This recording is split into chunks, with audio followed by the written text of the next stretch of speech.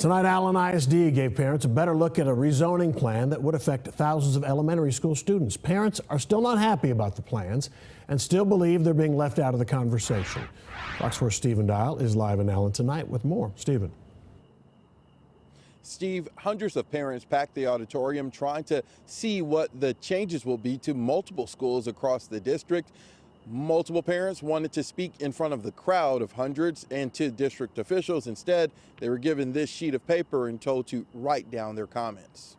Then you look at this. Hundreds of Allen ISD parents filled an auditorium Thursday evening, waiting to get their first look at how the district wants to rezone elementary schools. The main issue, schools on the west side are at risk of overcrowding and schools on the east side aren't full enough.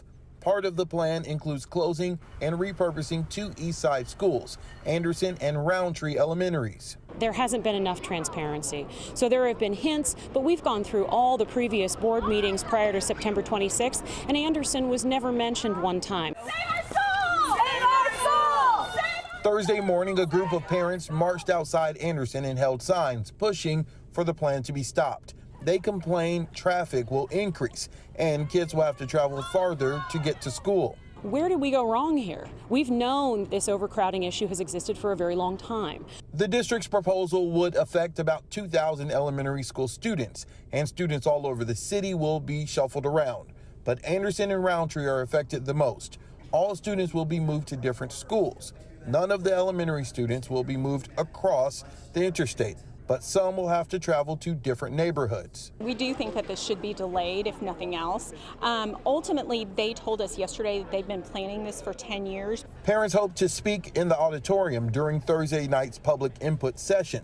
Instead, they were broken into small groups and they were told to write their comments down.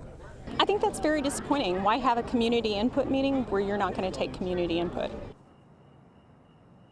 So this is not a done deal yet. There will be another community input meeting next month, and then there will be a formal presentation to the board mid-November, and then the Board of Trustees will have a final vote November 28th. If it is approved, it will be implemented next school year.